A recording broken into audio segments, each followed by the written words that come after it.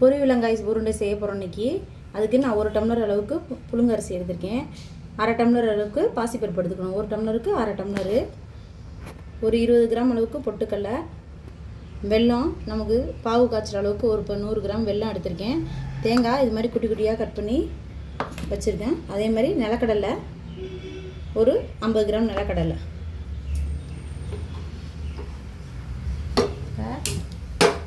கடாய் வச்சுக்குவோம். நல்லா கடாய் காயட்டும்.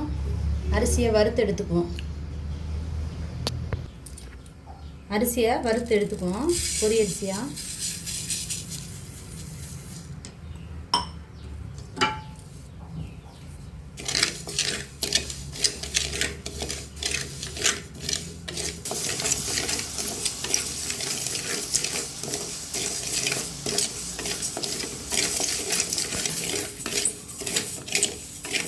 அரிசி நல்லா வறுபட்டுருக்கு. இன்னும் லேசாக வறுத்து எடுத்துக்கணும்.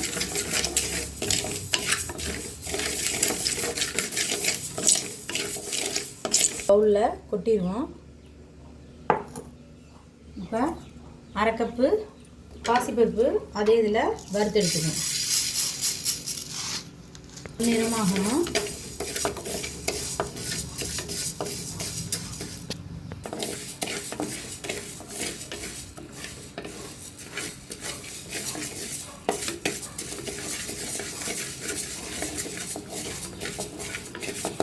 நல்லா பொன்னிறமாக வறுபட்டுருச்சு. இதையும் நம்ம பொரி அரிசி வறுத்து வச்சுருக்க அந்த பவுல்லையே கொட்டிடுவோம்.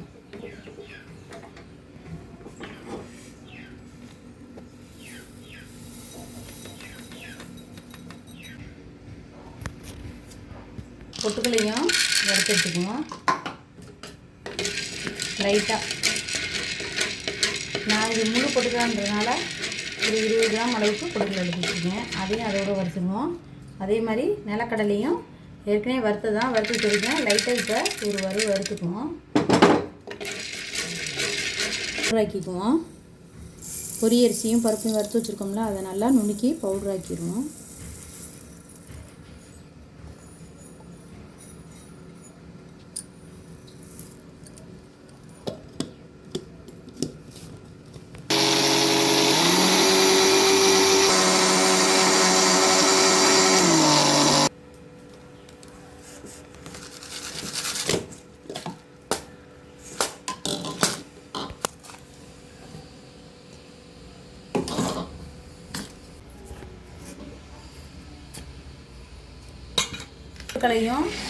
கடலையும் வறுத்து வச்சுக்கோங்க. அதையும் நுணுக்கி எடுத்துக்குவோம்.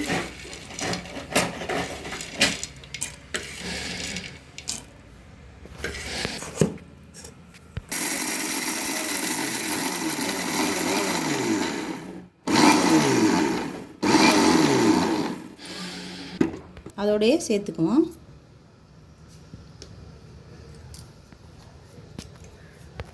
நம்ம கடலையும் பொட்டுக்களையும் கொரகொரப்பாக்கி அப்படி ஒரு திருகுலையும் போடலாம்.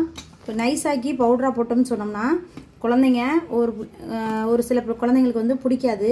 அதை எடுத்துருங்க. நம்ம இது மாதிரி பவுடராக்கி சேர்த்துட்டோம்னா கடலையும் பொட்டுக்களையும் சேர்த்தா குழந்தைங்களுக்கு சத்து தான். அதனால் அப்படி பவுடராக்கி எடுத்துட்டோம்னா குழந்தைங்க விரும்பி சாப்பிடுவாங்க. அதனால் நான் இப்போ பவுடராக்கி சேர்த்துருக்கேன். 1/2 டீஸ்பூன் நெய் ஊற்றி லைட்டாக அந்த தேங்காயை மட்டும் எடுத்து வச்சுருக்கோம் பாருங்கள். குட்டி குட்டியாக கட் பண்ணி வச்சுருக்க தேங்காயை ஒரு வதக்கி அதோடு சேர்த்துக்கணும்.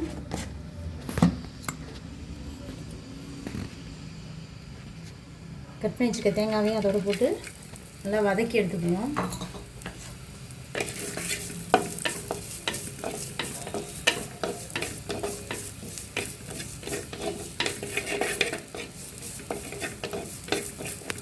வதங்கிடுச்சு. அதையும் நம்ம இப்போ அரைச்சி வச்சுருக்க மாவோட சேர்த்துக்குவோம்.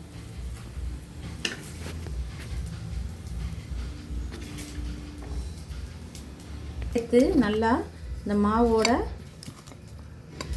ஒரு பெரட்டி வச்சுருவோம். அடுத்து பாகு காய்ச்சி எடுத்துக்குவோம். பாகு காய்ச்சி எடுத்துக்குவோம். ஒரு 1/2 டம்ளர் தண்ணி சேர்த்துக்குவோம்.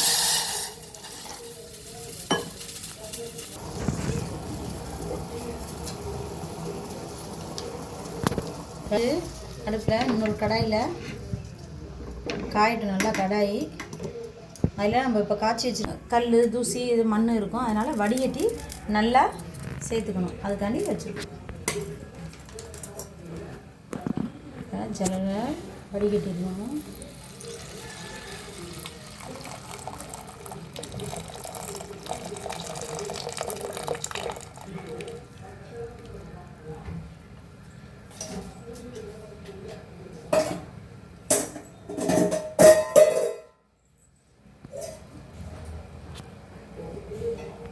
ஒரு கம்பி பதம் அளவுக்கு வர அளவுக்கு நல்லா இதை பாகை கெட்டியாக காய்ச்சிக்கணும். இந்த பாகு காய்க்கும் போதே நம்ம லைட்டாக வாசத்துக்கு ஏலக்காய் தூள், ஒரு பிஞ்ச் ஏலக்காய் தூள் சேர்த்துக்குவோம்.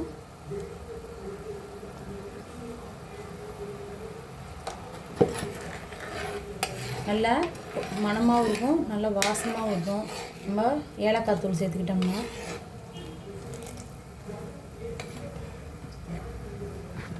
பாகு நல்லா ரெடி ஆயிடுச்சு. இப்போ இந்த ஸ்டேஜில் நம்ம எல்லாத்தையும் பொடியாக நுணுக்கி வச்சுருக்கோம் பார்த்தீங்களா, அதை போட்டு நல்லா கிண்டிடணும். அடுப்பை சிம்மில் வச்சுட்டு இந்த இதை